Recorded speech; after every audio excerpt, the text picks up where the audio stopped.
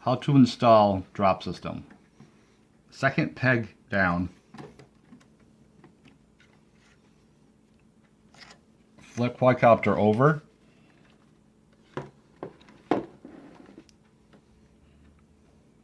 Insert little nipple inside the hole. Take one piece of duct tape, about 1 inch wide, and tape it down the long way. Then take another piece of duct tape about 2 inches long and tape over the whole system. Do not cover the cooling holes on the motor.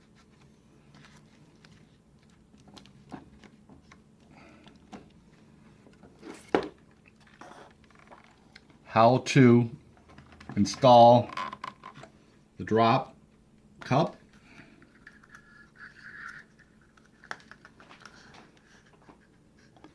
Plug in quadcopter.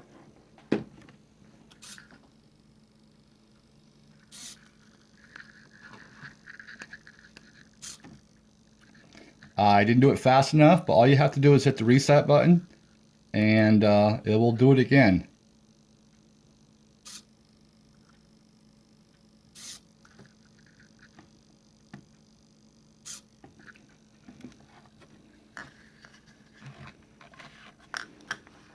All set.